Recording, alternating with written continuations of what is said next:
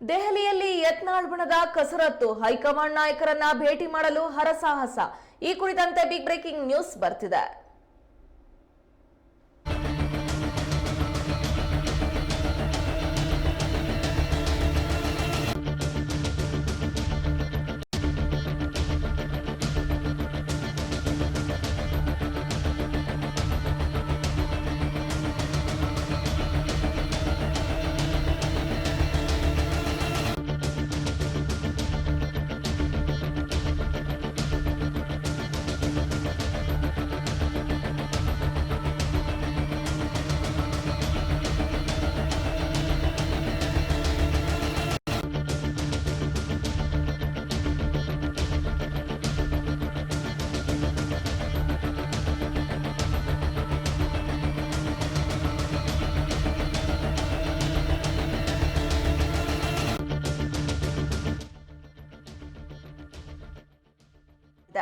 B Y Vijendra ಪರ ಮತ್ತು ವಿರೋಧ ಬಣಗಳ ಕಚ್ಚಾಟ ತಾರಕಕ್ಕೇರಿದೆ.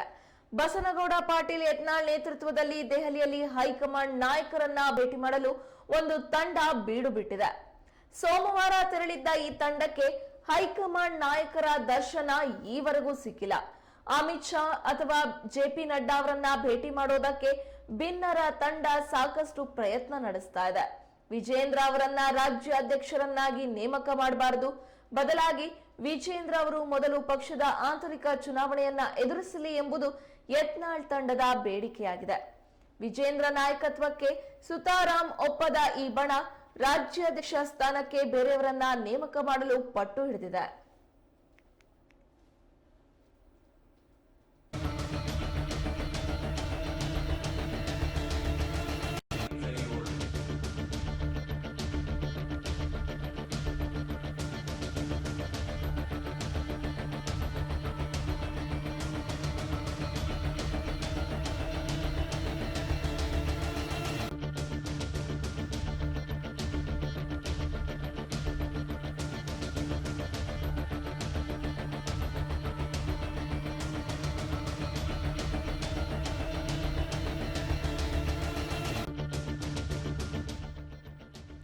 ಇನ್ನು ಬಿವೈ ವಿಜೇಂದ್ರ ವಿರುದ್ಧ ಆರೋಪ ಪಟ್ಟಿಯನ್ನ ಯತ್ನಾಳ್ ಬಣ ಸಿದ್ಧಪಡಿಸಿಕೊಂಡಿದೆ.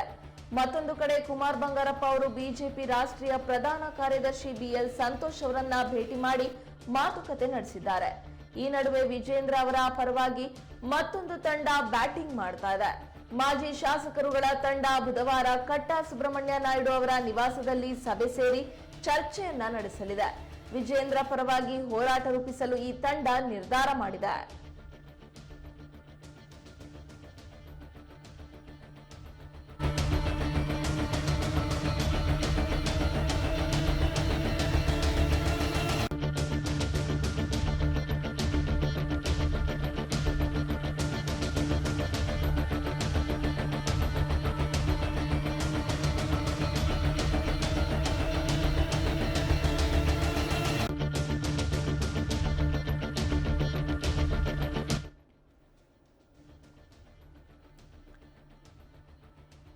ರಾಜ್ಯ ಬಿಜೆಪಿ ಒಡೆದ ಮನೆಯಾಗಿದೆ.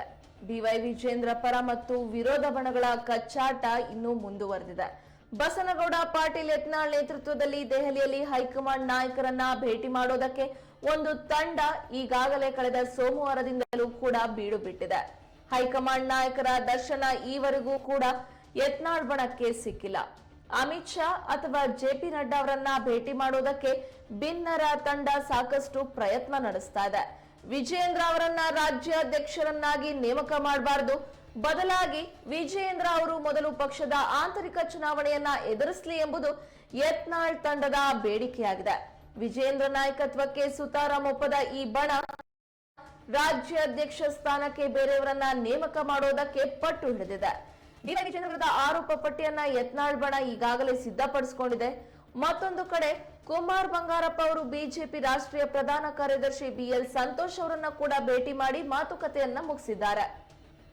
ಈ ನಡುವೆ ವಿಜೇಂದ್ರ ಅವರ ಪರವಾಗಿ ಮತ್ತೊಂದು ತಂಡ ಬ್ಯಾಟಿಂಗ್ ಮಾಡ್ತಾ ಇದೆ. ಮಾಜಿ ಶಾಸಕರುಗಳ ತಂಡ ಬುಧವಾರ ಕಟ್ಟಾ ಸುಬ್ರಹ್ಮಣ್ಯ ನಾಯ್ಡು ಅವರ ನಿವಾಸದಲ್ಲಿ ಸಭೆ ಸೇರಿ ಚರ್ಚೆಯನ್ನ ಕೂಡ ನಡೆಸಿದೆ. ವಿಜೇಂದ್ರ ಪರವಾಗಿ ಹೋರಾಟ ರೂಪಿಸಲು ಈ ತಂಡ ನಿರ್ಧಾರ ಮಾಡಿಕೊಂಡಿದೆ.